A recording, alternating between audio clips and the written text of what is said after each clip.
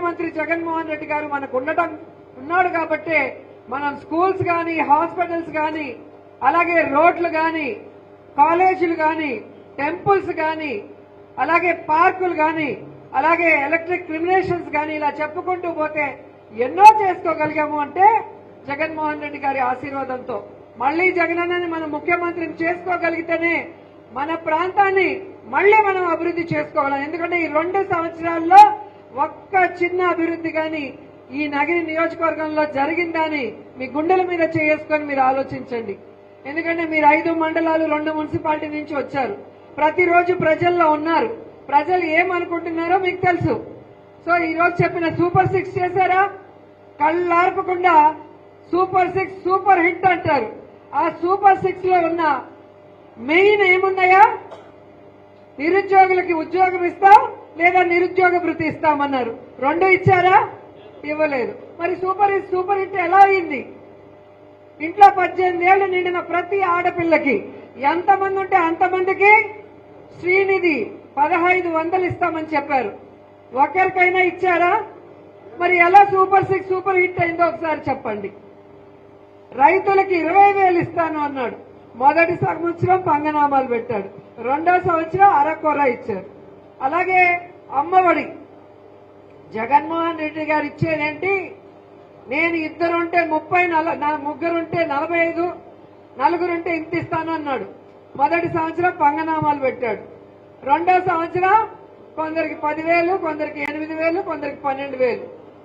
తర్వాత 30 లక్షల మంది తల్లులకి లేకుండానే తీసి పడేశారు. మరి సూపర్ 6 సూపర్ హిట్ ఎలాగో మీరు అందరూ కూడా చెప్పాలి. ఇలా చెప్పుకుంటూ పోతే ఏదీ చేయకుండా కేవలం పబ్లిసిటీ స్టంట్తో తమ పచ్చ పత్రికలు పచ్చ ఛానల్లో భజనలు చేసుకుంటూ కూటమి ప్రభుత్వం బతికేస్తోంది. కానీ ఏమైనా ప్రజలకు చేస్తుందా? ఇంకో మహానుభావుడు ఉన్నాడు. నేను వంగవీటి రంగాకి టీ పెట్టించానంటాడు. మొన్న తెలంగాణకు పోయి గద్దరికి నేను కారు కొనిచ్చానంటాడు.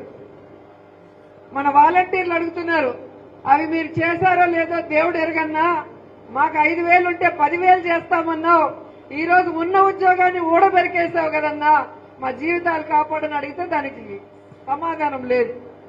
నేను రాజకీయ పార్టీ పెట్టింది ముఖ్యమంత్రి కావడానికి కాదు, సుగాలి ప్రీతి తల్లి కన్నీళ్లు చూసి పెట్టాను అన్నాడు.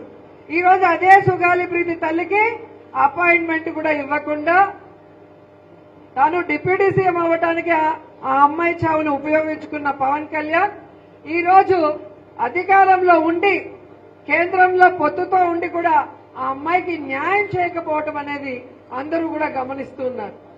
అలాగే లోకేష్, జగన్మోహన్ రెడ్డి గారేమో సచివాలయ ఉద్యోగాల్ని మెరిట్ మీద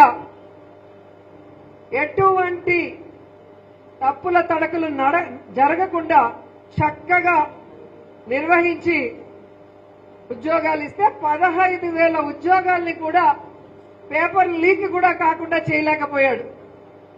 లీకేజ్ స్టార్ అయిపోయాడు ఈరోజు లోకేష్ గారు. సో ఈరోజు వాళ్ళకి అడ్మినిస్ట్రేషన్ తెలియదు, ప్రజలకి మంచి చేయాలన్నా మనసు లేదు. కేవలం జగన్ గారిని వైఎస్ఆర్సీపీలో ఉన్న ముఖ్య నాయకుల్ని టార్గెట్ చేసి వాళ్ళని తిట్టించడం, వాళ్ళ మీద కేసులు పెట్టించడం, కొంతమందిని జైల్లో పెట్టి బ్లాక్ మెయిల్ రాజకీయాలు చేస్తున్నారు. సో ప్రజలకంతా ఇది గమనిస్తున్నారు. ఆ ప్రజలందరూ కూడా ఈరోజు కూటమి ప్రభుత్వం తరిమి కొట్టడానికి రెడీగా ఉన్నారు. కాబట్టి మనం మన పని అయిన ఈ ఓట్ల వెరిఫికేషన్ లో మన ఓట్లని సక్రమంగా కాపాడుకోవాలి. 2-3 చోట్ల తిరుపతిలో ఉన్నోళ్లు నగిరిలో ఉన్నారు, తిరుపతిలో ఉన్నోళ్లు విజయపురంలో ఉన్నారు. ఎందుకు చెప్తున్నానంటే మన మండలంలో ఉన్న వాళ్ళంతా పిల్లల చదువు కోసము తిరుపతికి పోయి ఉంటారు. కానీ ఎక్కడో ఒక చోట ఓటు పెట్టుకోవాలి, 2 చోట్లంతా పెట్టుకోకూడదు. కానీ ఈ రోజు ఎక్కడ పడితే అక్కడ 6-7 ఓట్లు పెట్టుకొని ఏ విధంగా మోసం చేస్తున్నారు. ఆధార్ లింకేజ్ ఇమ్మంటే ఇవ్వరు, ఎందుకంటే దొంగ ఆట ఆడాలి కదా. మొన్న ఎన్నికల్లో కూడా మనం వెరిఫై చేస్తే తెలుగుదేశం సంబంధించిన వాళ్ళు పుత్తూరు రూరల్ లో ఉన్న వాళ్ళు పుత్తూరు మున్సిపాలిటీలో ఎంతమందిని మనం ఐడెంటిఫై చేసి వాటన్నిటికీ ప్రూఫ్స్ తో బట్టి తీయించడం జరిగింది. సో ఇప్పుడు మళ్ళీ వాళ్ళు ఈ 2 ఏళ్లలో చేస్తుంటారు మళ్ళీ అప్లోడ్. వాటన్నిటిని ఎలా మనం తీయించాలి, వాడు ఏడన్నా పెట్టుకొని, ఒకటి రూరల్ లో పెట్టుకో, లేదా మున్సిపాలిటీలో పెట్టుకో, కానీ ఒక ఓటే పెట్టుకో. తిరుపతిలో పెట్టుకుంటావా, నగర నియోజకవర్గంలో పెట్టుకుంటావా, నీ